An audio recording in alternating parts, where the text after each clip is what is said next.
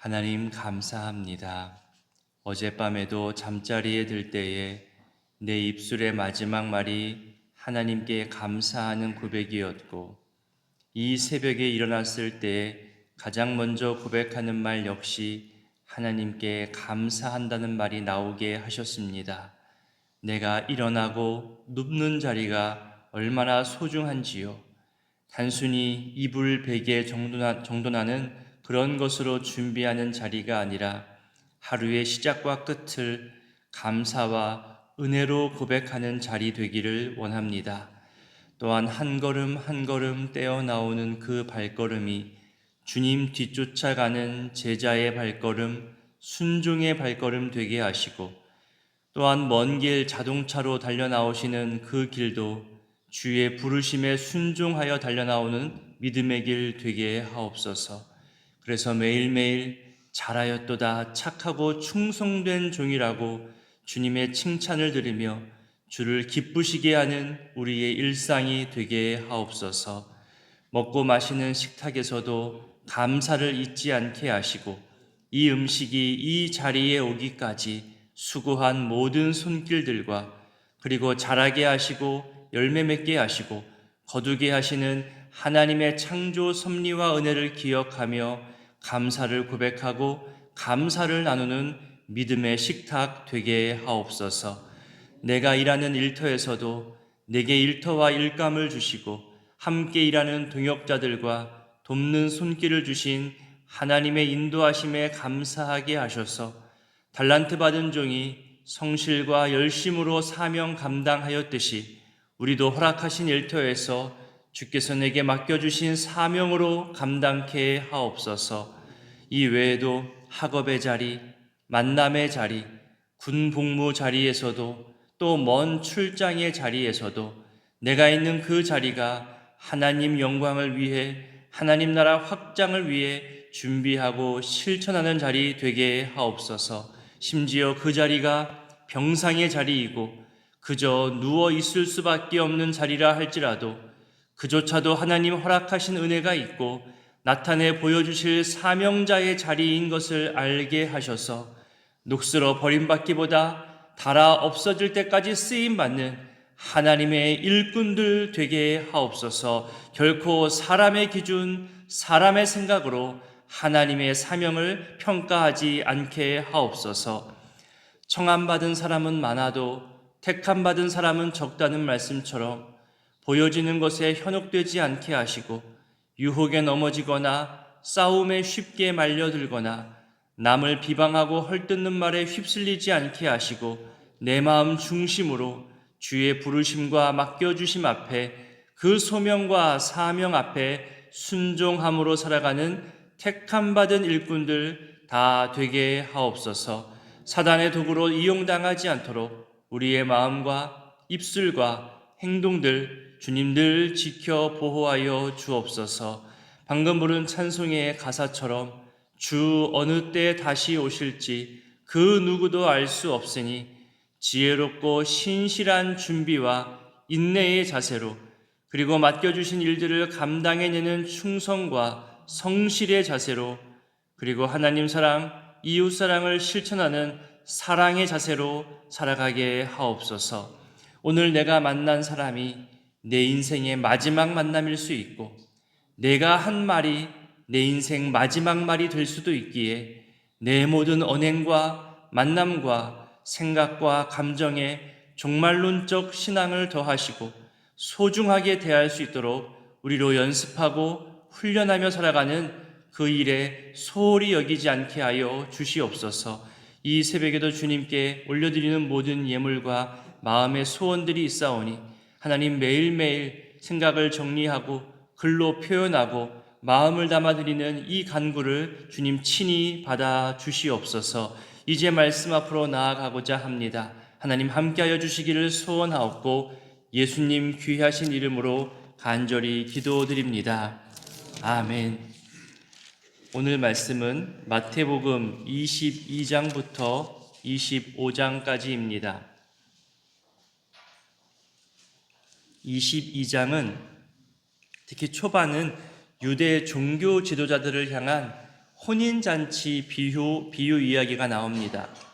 우리가 잘 아는 내용대로 청함받은 자는 많되 택함 입은 자는 적다는 말이 이 비유 속에서 나옵니다. 우리 1절부터 4절까지를 먼저 읽어보겠습니다. 예수께서 다시 비유로 대답하여 이르시되 천국은 마치 자기 아들을 위하여 혼인잔치를 베푼 어떤 임금과 같으니 그 종들을 보내어 그 청한 사람들을 혼인잔치에 오라 하셨더니 오기를 싫어하거늘 다시 다른 종들을 보내며 이르되 청한 사람들에게 이르기를 내가 오찬을 준비하되 나의 소와 살찐 짐승을 잡고 모든 것을 갖추었으니 혼인잔치에 오소서 하라 하였더니. 아멘. 아들의 혼인잔치를 준비한 임금이 등장하지요. 초청받은 사람들이 거절을 말합니다. 3절에 나오는 표현대로 싫어했다고 하죠. 원하지 않았다는 뜻입니다. 그럼에도 임금은 다시 초청을 합니다. 이것은 하나님의 자비를 보여주는 말입니다. 그 자비만으로도 다시 우리에게 기회를 주신다는 것만으로도 너무 귀하고 감사한데 4절에 보니까 모든 것을 갖추고 난 다음에 우리를 초대하시는 겁니다. 그러니까 하나님의 준비, 하나님께서 준비하신 이 천국 잔치는 그 어느 누구에게도 조금의 부족함도 없이 최대의 만족을 주는 풍성함이 준비되어 있다는 것을 알려주고 있다는 거죠. 왜 우리도 좋은 것을 준비하고 이웃들을 초청하고 그랬는데도 반응이 없고 차갑고 우리 마음 몰라주는 것 같고 그런 무시와 또 오해의 시선을 경험할 때도 있잖아요. 속상하기도 하지요. 이 기쁜 소식을 들으려 하지 않아서 답답하기도 하잖아요. 그들에게 주어진 기회를 그들이 받지 못한 것이니 우리는 이것으로 스스로 자책할 것보다는 우리가 정말 신경 써야 할 건 우리가 잘 갖출 만큼 준비했느냐, 제대로 전달했느냐 이겁니다. 우리의 준비하는 그 과정 자체가 우리의 성장을 가져옵니다. 그거 자체가 순종이고 하나님 사역에 동참하는 겁니다. 여러 가지 숫자를 따지고 비용을 계산하고 효과를 점검하고 이런 것들 분명히 필요한 분석이지만 천하보다 귀한 한 생명이라도 온전히 구원받아 예수님 따르는 사람으로 변화되는 일에 우리는 담대함으로 믿음으로 뛰어드는 겁니다. 그런 점에서 우리 전도대를 비롯해서 수많은 기도하는 사람들, 가족과 이웃을 전도하려고 그들에게 참 생명과 구원을 위해 또 오래전부터 꾸준히 애쓰시는 모든 분들의 수고가 그래서 더더욱 귀합니다. 포기하지 않으면 때가 되어 반드시 열매를 보게 한다 하셨으니 이 귀한 초청의 사역에 지침이 없기를 바라고 또한 용기 잃거나 자책하는 일로 스스로 무너지는 일 없기를 바랍니다. 자, 볼까요? 이들이 거절한 이유, 외면한 이유는 자기들의 소유 그리고 자기들의 현실적 문제와 집착 때문이라고 성경이 말합니다. 5절부터 보세요. 자기 밭으로, 자기 사업으로, 자기 현실을 우선시하느라 왕의 초대, 왕의 초청을 거절한 겁니다. 복음을 거부하는 모습들이 유대인들의 삶 속에서 계속적으로 나타내고 있음을 말해주고 있습니다. 세례 요한 때부터 회개의 외침을 들었음에도 외면하였죠. 그리고 이어서 예수님의 복음까지도 거부하고 마침내 예수님을 십자가에 못 박아 죽이는 죄악까지 범하게 되는 것을 우리는 알고 있습니다. 여러분 볼까요?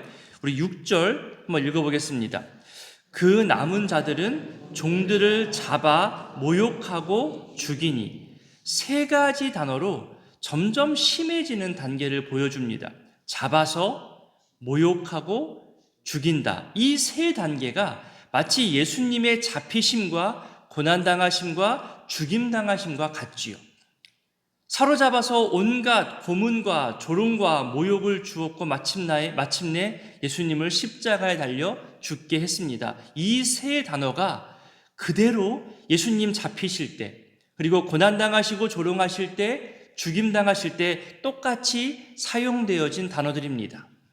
그리고 이어진 7절에서도요 3단계의 모습으로 세 단어가 등장합니다. 7절도 한번 읽어볼까요? 임금이 노하여 군대를 보내어 그 살인한 자들을 진멸하고 그 동네를 불사르고. 여러분 발견하셨나요?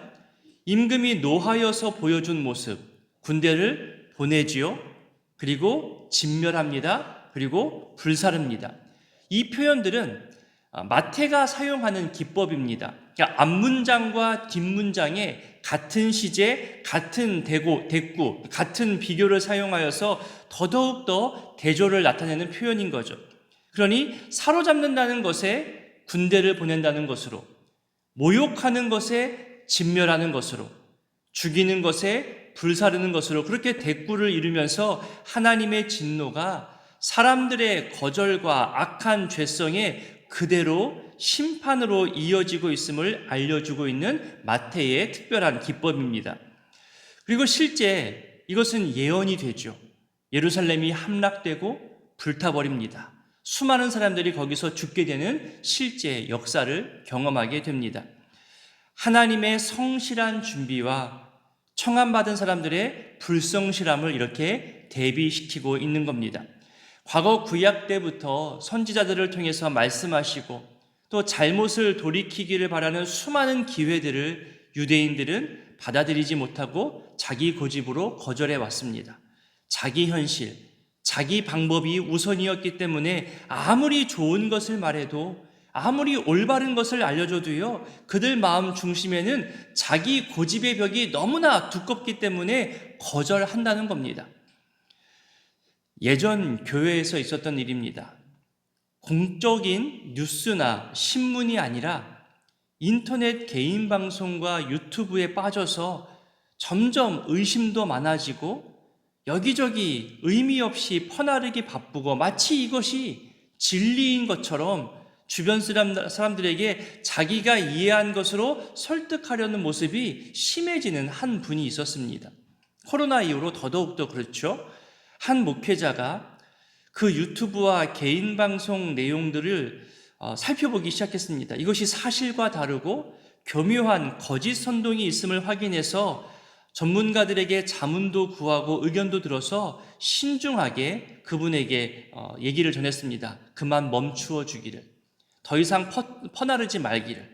이것이 교회에도 도움이 되지 않고 우리가 속해 있는 신앙 공동체에도 도움이 되지 않으니 더 이상 이것으로 활동하지 않기를 말씀드리고 정중하게 권면드렸습니다. 돌아온 답변이 무엇인 줄 아십니까? 목사가 무식하다고, 현실도 모른다고, 사회도 모르고 정치도 경제도 모른다고, 이 사회가 지금 어떤 음모와 술수로 돌아가는지 모른 채 마음 편히 지내는 거 아니냐며 크게 분노하는 모습을 보였는데, 결국 몇 달이 지난 다음에 확인해 보니까 자기 자신을 지적했다는 것을 분노하며 표현했더라고요. 공동체를 생각하고 또 그분이 더 이상 사람들에게 손가락질과 걱정거리가 되지 않기 위해서, 어찌 보면은 그분을 위해서 잘 어울려 지내기를 바라는 마음에 드린 말이 오히려 상황을 더욱 키우게 된 겁니다. 사람의 감정, 자기 고집, 자기 합리화가 얼마나 강한지 바로 옆에서 보면서 참 많이 속상해했던 기억이 있습니다. 그래서 올바른 말로만 가르칠 수 있는 것도 아니구나. 그렇다고 맞장구 치면서 그분의 말을 목회자가 동의하는 것도 그것도 안 되는 것이고, 누군가에게 대신 말해달라고 부탁할 수 있는 것도 아니고 참 어렵구나 느꼈던 기억이 있습니다. 이것은 신뢰 관계와 존중 관계가 쉽게 또 깨질 수도 있구나. 한마디 말이 그간의 신뢰와 존중을 무너뜨리는구나. 그렇게 생각하고 고민하던 터에 저의 고민을 아시고 선배 목회자가 했던 말이 기억납니다. 그것이 위로가 되고 또 더 큰 고민이 됐습니다. 이런 내용으로 제게 알려주셨습니다. 사람들이 자기에게 아무런 조언도 충고도 하지 않으면 그 사람이 잘나서가 아니라, 그 사람이 무언가 잘해서가 아니라 말해봤자 안 바뀔 거 알기 때문에 아무 말도 하지 않는 거라고 말씀하시더라고요.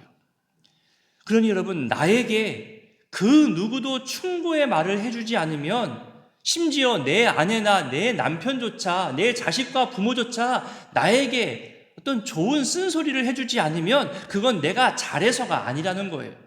내 고집스러운 모습을 피하기 위해서 나에게 아무 말도 안 한다는 거죠. 그러니 이런 일들을 당할 때 들을 수 있는 마음, 포용력을 먼저 키우는 것이 더 중요하다고 선배 목사님들이 말할 때 저는 참 많이 공감이 됐고 그런 현실이 또한 속상하기도 했습니다. 자, 이 혼인잔치 초청 비유가 의미하고 있는 내용이 분명히 있죠.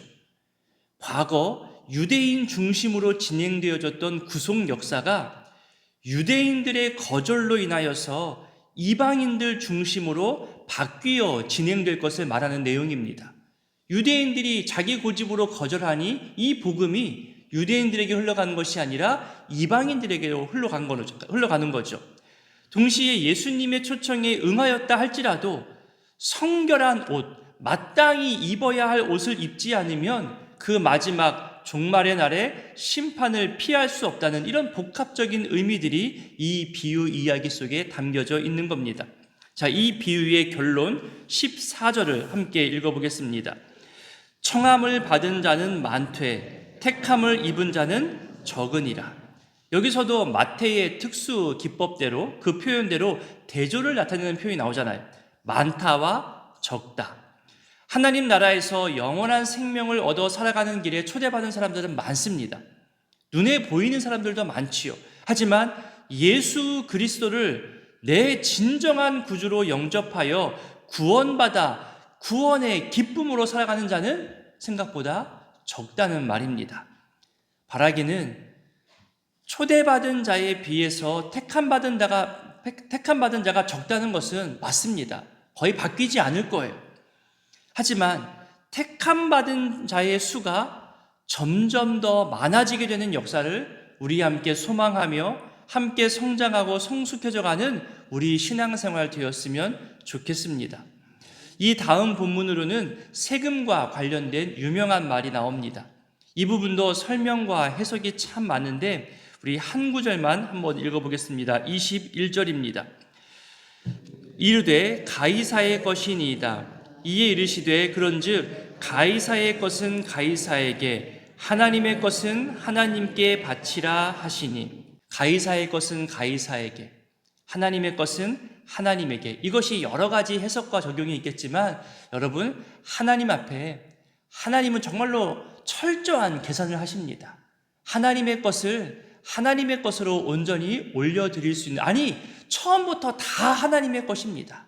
그것을 구분하는 것이 열의 하나일 수 있고 선교와 구제와 감사일 수 있잖아요. 하나님 앞에서 마음 중심으로 거짓 없이 속임 없이 온전히 드릴 때에 하나님은 정확하게 우리가 계산하고 기대하는 것보다 훨씬 더 크게 채워주십니다.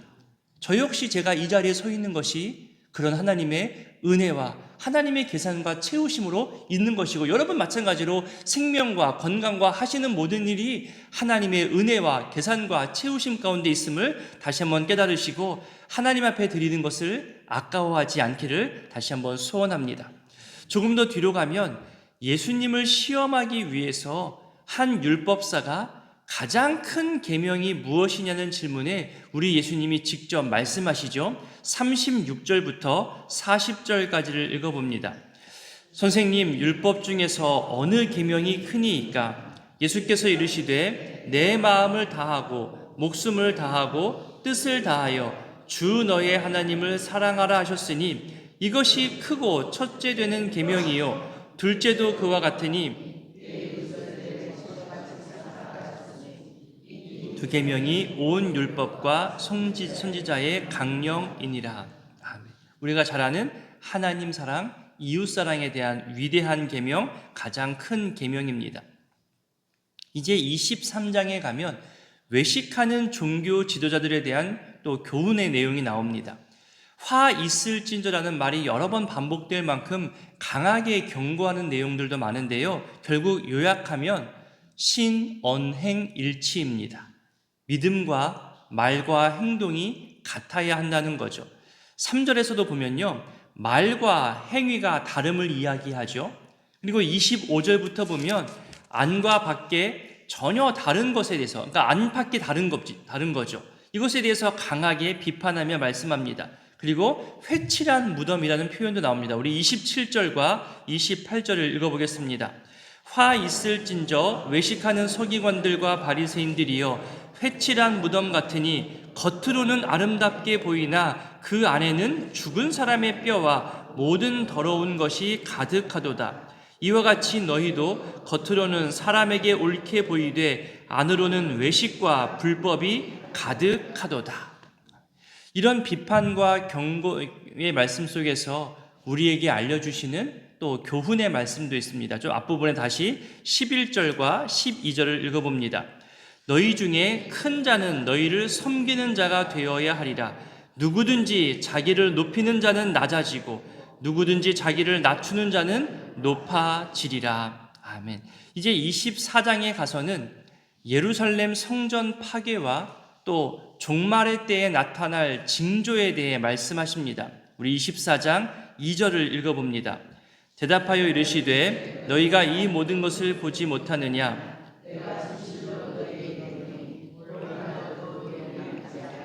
다 무너뜨려지리라. 아멘. 10절부터 13절까지도 한번 읽어볼까요? 같이 읽습니다. 그때에 많은 사람이 실족하게 되어 서로 잡아주고 서로 미워하겠으며 거짓 선지자가 많이 일어나 많은 사람을 미혹하겠으며 불법이 성함으로 많은 사람의 사랑이 식어지리라. 그러나 끝까지 견디는 자는 구원을 얻으리라. 조금 뒤로 넘어가서 42절도 읽어보겠습니다. 그러므로 깨어 있으라. 어느 날에 너희 주가 임하는지 너희가 알지 못함이니라. 아멘. 이렇게 종말의 때에 어떤 일이 일어나는지 알려주면서 결국 우리가 취해야 할 자세를 알려주는 거지요. 25장에 넘어가서도요, 우리가 잘 아는 비유를 통해서 예수님의 재림 때에 우리 성도들이 어떻게 대비해야 하는지에 대해서 3가지 비유로 교훈하는 내용이 나옵니다. 신랑을 맞이하러 나가는 열처녀 비유 이야기 잘 아시잖아요. 또 그리고 달란트 비유 이야기, 5달란트, 2달란트, 1달란트 받은 종의 이야기입니다. 그리고 양과 염소로 구분한 비유 이야기이죠. 강조점은 조금씩 다르지만 모두 다 재림을 대비하는 자세 그리고 태도를 말하고 있는 겁니다. 그러니까 열처녀 비유 이야기에서는 신실하고 지혜로운 준비성에 대해서 말하고 있고요. 그리고 달란트 비유 이야기에서는 맡겨진 소명과 사명을 담당하는 성실성에 대해서 말합니다. 양과 염소 비유 이야기와 그와 또 연관된 이야기를 통해서는요, 우리가 실천해야 하는 사랑의 실천에 대해서 이렇게 각각 강조하고 있는 내용입니다. 바로 앞에 24장 36절 표현처럼 그 누구도 알 수 없는 종말과 재림의 시기에 대해서 호기심을 갖거나 연구하기보다는 종말의 때를 살아가는 성도들의 태도, 거룩한 자세, 반드시 마지막 때가 온다는 것을 알고 살아가는 믿음의 사람들이 되라고 25장의 이 비유들을 통해서 우리에게 알려주고 있는 겁니다. 아까 기도 때도 말씀드렸지만 오늘 우리가 마지막일 수 있습니다. 오늘이 우리가 마지막이라고 생각하면 이 시간들을 헛되이 보낼 수 없지요. 내가 만나는 오늘의 만남이 마지막 만남이라면 쉽게 보내겠습니까? 내가 하는 말 한마디가 오늘 마지막 말이라면 거친 욕, 비방하는 욕, 저주의 말 할 수 있겠습니까? 또한 그것이 다 녹화되고 있고 기록되어지고 하나님께서 헤아리고 있다고 생각하면 내 마지막 모습이 어떠해야 할지를 우린 더더욱더 생각할 수 있습니다. 사랑하는 가족들에게, 가까운 이웃들에게, 교회의 신앙 동료들에게 오늘이 마지막 날인 것처럼 그렇게 신중하게 사랑스럽게 귀하게 대할 수 있는 그런 교훈 또한 우리는 받을 수 있습니다. 오늘의 이 말씀들을 기억하고 기도하실 때에 잘하였도다 착하고 충성된 종이라는 이 칭찬 듣기를 사모하시고 우리 안에 있는 고집, 위선, 비방을 버리고 택함 받은 사람으로 마지막 때를 믿음으로 살아가는 우리 모두 되기를 기도해 주시기를 부탁드립니다. 함께 주기도문으로 기도하겠습니다. 하늘에 계신 우리 아버지, 아버지의 이름을 거룩하게 하시며 아버지의 나라가 오게 하시며 아버지의 뜻이 하늘에서와 같이 땅에서도 이루어지게 하소서.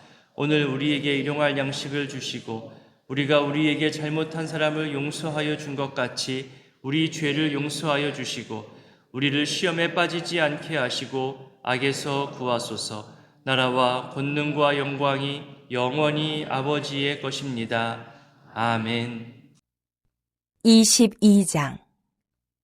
예수께서 다시 비유로 대답하여 이르시되 천국은 마치 자기 아들을 위하여 혼인잔치를 베푼 어떤 임금과 같으니 그 종들을 보내어 그 청한 사람들을 혼인잔치에 오라 하였더니 오기를 싫어하거늘 다시 다른 종들을 보내며 이르되 청한 사람들에게 이르기를 내가 오찬을 준비하되 나의 소와 살찐 짐승을 잡고 모든 것을 갖추었으니 혼인잔치에 오소서 하라 하였더니 그들이 돌아보지도 않고 한 사람은 자기 밭으로 한 사람은 자기 사업하러 가고 그 남은 자들은 종들을 잡아 모욕하고 죽이니 임금이 노하여 군대를 보내어 그 살인한 자들을 진멸하고 그 동네를 불사르고 이에 종들에게 이르되 혼인잔치는 준비되었으나 청한 사람들은 합당하지 아니하니 뇌거리 길에 가서 사람을 만나는 대로 혼인잔치에 청하여 오라 한데 종들이 길에 나가 악한 자나 선한 자나 만나는 대로 모두 데려오니 혼인잔치에 손님들이 가득한지라. 임금이 손님들을 보러 들어올새 거기서 예복을 입지 않은 한 사람을 보고 이르되 친구여 어찌하여 예복을 입지 않고 여기 들어왔느냐 하니 그가 아무 말도 못하거늘 임금이 사원들에게 말하되 그 손발을 묶어 바깥 어두운 데에 내던지라 거기서 슬피 울며 이를 갈게 되리라 하니라. 청함을 받은 자는 많되 택함을 입은 자는 적으니라. 이에 바리새인들이 가서 어떻게 하면 예수를 말의 올무에 걸리게 할까 상의하고 자기 제자들을 헤롯 당원들과 함께 예수께 보내어 말하되 선생님이여 우리가 아노니 당신은 참되시고 진리로 하나님의 도를 가르치시며 아무도 꺼리는 일이 없으시니 이는 사람을 외모로 보지 아니하십니다. 그러면 당신의 생각에는 어떠한지 우리에게 이르소서. 가이사에게 세금을 바치는 것이 옳으니이까 옳지 아니하니이까 하니 예수께서 그들의 악함을 아시고 이르시되 외식하는 자들아 어찌하여 나를 시험하느냐. 세금 낼 돈을 내게 보이라 하시니 데나리온 하나를 가져왔거늘 예수께서 말씀하시되 이 형상과 이 글이 누구의 것이냐. 이르되 가이사의 것이니이다. 이에 이르시되 그런즉 가이사의 것은 가이사에게 하나님의 것은 하나님께 바치라 하시니 그들이 이 말씀을 듣고 놀랍게 여겨 예수를 떠나가니라. 부활이 없다 하는 사두개인들이 그날 예수께 와서 물어 이르되 선생님이여 모세가 일렀을 때 사람이 만일 자식이 없이 죽으면 그 동생이 그 아내에게 장가들어 형을 위하여 상속자를 세울지니라 하였나이다. 우리 중에 칠형제가 있었는데 마지가 장가들었다가 죽어 상속자가 없으므로 그 아내를 그 동생에게 물려주고 그 둘째와 셋째로 일곱째까지 그렇게 하다가 최후에 그 여자도 죽었나이다. 그런즉 그들이 다 그를 취하였으니 부활 때에 일곱 중에 누구의 아내가 되리이까? 예수께서 대답하여 이르시되 너희가 성경도 하나님의 능력도 알지 못하는 거로 오해하였도다. 부활 때에는 장가도 아니가고 시집도 아니가고 하늘에 있는 천사들과 같으니라. 죽은 자의 부활을 논할진대 하나님이 너희에게 말씀하신 바 나는 아브라함의 하나님이요 이삭의 하나님이요 야곱의 하나님이로라 하신 것을 읽어보지 못하였느냐? 하나님은 죽은 자의 하나님이 아니요 살아있는 자의 하나님이시니라 하시니 무리가 듣고 그의 가르치심에 놀라더라. 예수께서 사두개인들로 대답할 수 없게 하셨다 함을 바리새인들이 듣고 모였는데 그중에 한 율법사가 예수를 시험하여 묻되 선생님 율법 중에서 어느 계명이 크니까? 예수께서 이르시되 내 마음을 다하고 목숨을 다하고 뜻을 다하여 주 너희 하나님을 사랑하라 하셨으니 이것이 크고 첫째 되는 계명이요 둘째도 그와 같으니 내 이웃을 내 자신같이 사랑하라 하셨으니 이 두 계명이 온 율법과 선지자의 강령이니라. 바리새인들이 모였을 때에 예수께서 그들에게 물으시되 너희는 그리스도에 대하여 어떻게 생각하느냐? 누구의 자손이냐? 대답하되 다윗의 자손이니이다. 이르시되 그러면 다윗이 성령에 감동되어 어찌 그리스도를 주라 칭하여 말하되 주께서 내 주께 이르시되 내가 내 원수를 내 발 아래에 둘 때까지 내 우편에 앉아있으라 하셨도다 하였느냐? 다윗이 그리스도를 주라 칭하였은즉 어찌 그의 자손이 되겠느냐 하시니 한마디도 능히 대답하는 자가 없고 그날부터 감히 그에게 묻는 자도 없더라. 23장. 이 예수께서 무리와 제자들에게 말씀하여 이르시되 서기관들과 바리새인들이 모세의 자리에 앉았으니 그러므로 무엇이든지 그들이 말하는 바는 행하고 지키되 그들이 하는 행위는 본받지 말라. 그들은 말만 하고 행하지 아니하며 또 무거운 짐을 묶어 사람의 어깨에 지우되 자기는 이것을 한 손가락으로도 움직이려 하지 아니하며 그들의 모든 행위를 사람에게 보이고자 하나니 곧 그 경문띠를 넓게 하며 옷수를 길게 하고 잔치의 윗자리와 회당의 높은 자리와 시장에서 문안받는 것과 사람에게 랍비라 칭함을 받는 것을 좋아하느니라. 그러나 너희는 랍비라 칭함을 받지 말라. 너희 선생은 하나요 너희는 다 형제니라. 땅에 있는 자를 아버지라 하지 말라. 너희 아버지는 한 분이시니 곧 하늘에 계신 이시니라. 또한 지도자라 칭함을 받지 말라. 너희의 지도자는 한 분이시니 곧 그리스도시니라. 너희 중에 큰 자는 너희를 섬기는 자가 되어야 하리라. 누구든지 자기를 높이는 자는 낮아지고 누구든지 자기를 낮추는 자는 높아지리라. 화 있을진저 외식하는 서기관들과 바리새인들이여 너희는 천국문을 사람들 앞에서 닫고 너희도 들어가지 않고 들어가려 하는 자도 들어가지 못하게 하는도다. 화 있을진저 외식하는 서기관들과 바리새인들이여 너희는 교인 한 사람을 얻기 위하여 바다와 육지를 두루 다니다가 생기면 너희보다 배나 더 지옥 자식이 되게 하는도다. 화 있을진저 눈먼 인도자여 너희가 말하되 누구든지 성전으로 맹세하면 아무 일 없거니와 성전의 금으로 맹세하면 지킬지라 하는도다. 어리석은 맹인들이 어느 것이 크냐? 그 금이냐? 그 금을 거룩하게 하는 성전이냐?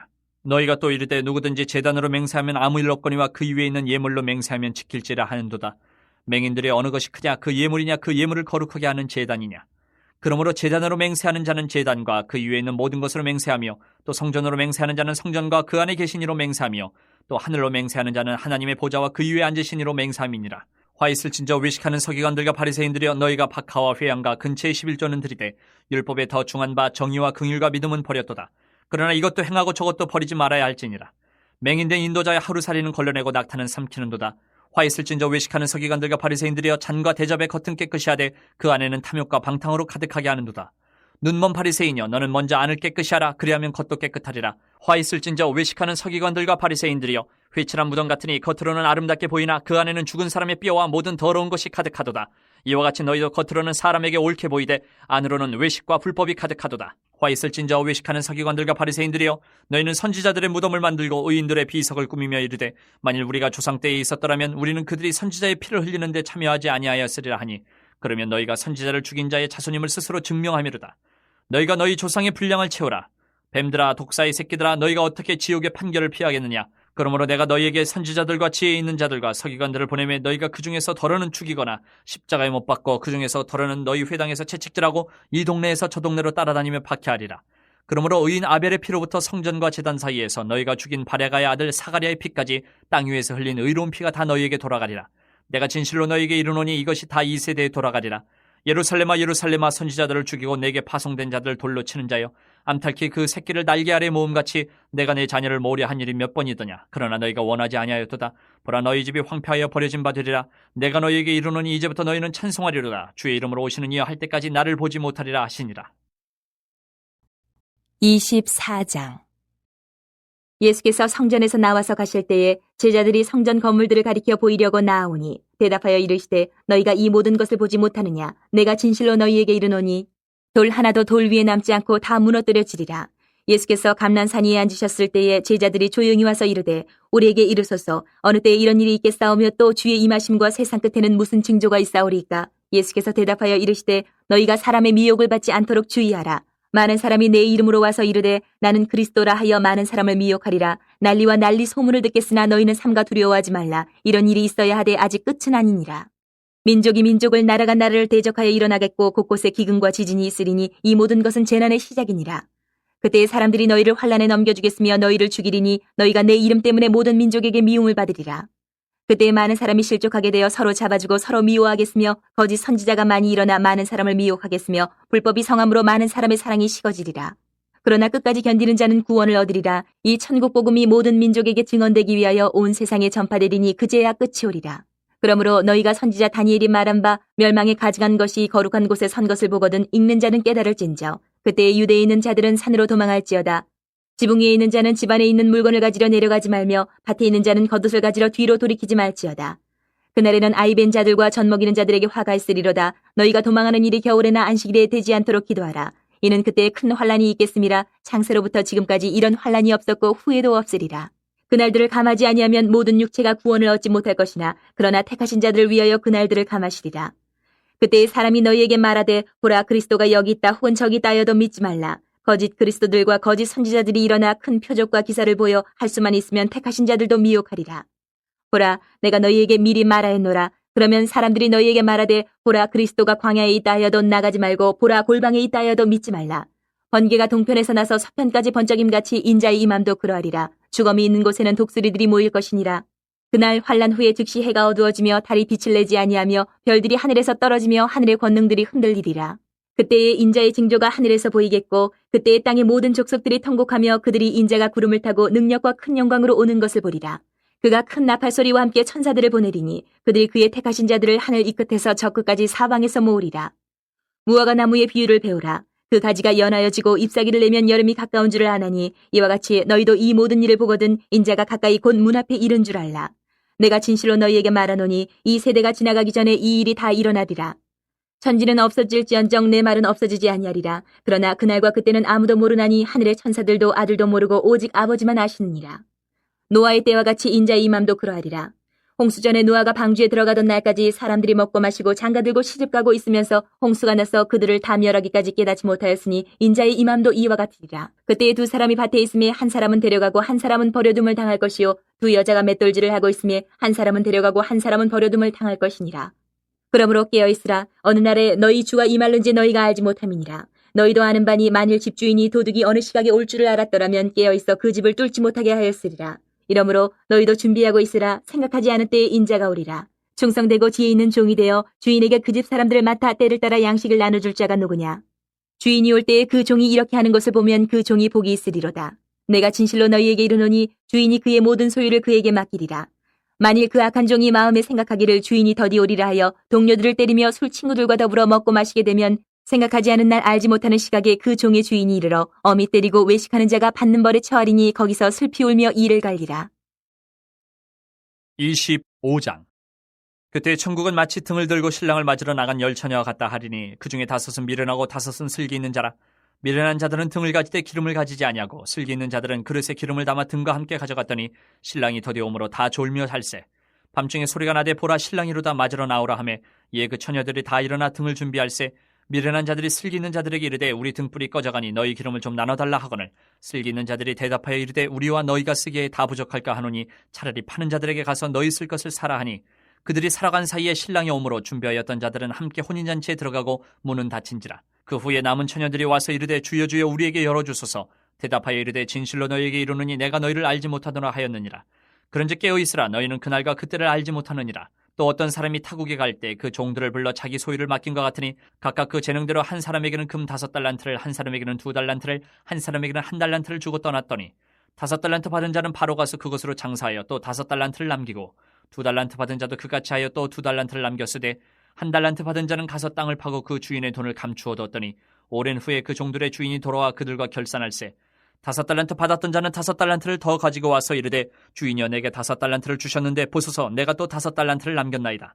그 주인이 이르되 잘하였도다. 착하고 충성된 종아 내가 적은 일에 충성하였음에 내가 많은 것을 내게 맡기리니 내 주인의 즐거움에 참여할지어다 하고 2달란트 받았던 자도 와서 이르되 주인이여 내게 2달란트를 주셨는데 보소서 내가 또 2달란트를 남겼나이다. 그 주인이 이르되 잘하였도다. 착하고 충성된 종아 내가 적은 일에 충성하였음에 내가 많은 것을 내게 맡기리니 내 주인의 즐거움에 참여할지어다 하고 1달란트 받았던 자는 와서 이르되 주인이여 당신은 굳은 사람이라 심지 않은 데서 거두고 해치지 않은 데서 모으는 줄을 내가 알았으므로 두려워하여 나가서 당신의 달란트를 땅에 감추어 두었었나이다. 보소서 당신의 것을 가지셨나이다.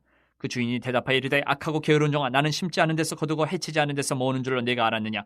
그러면 내가 마땅히 내 돈을 취리하는 자들에게나 맡겼다가 내가 돌아와서 내 원금과 이자를 받게 하였을 것이니라 하고 그에게서 그 1달란트를 빼앗아 10달란트 가진 자에게 주라. 무릇 있는 자는 받아 풍족하게 되고 없는 자는 그 있는 것까지 빼앗기리라.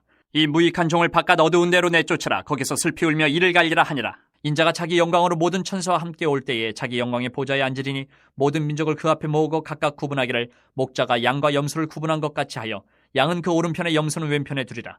그때 임금이 그 오른편에 있는 자들에게 이르시되 내 아버지께 복받을 자들이여 나와 창세로부터 너희를 위하여 예비된 나라를 상속받으라. 내가 줄일 때에 너희가 먹을 것을 주었고 목마를 때에 마시게 하였고 나그네 되었을 때에 영접하였고 헐벗었을 때에 옷을 입혔고 병들었을 때에 돌보았고 옥에 갇혔을 때에 와서 보았느니라.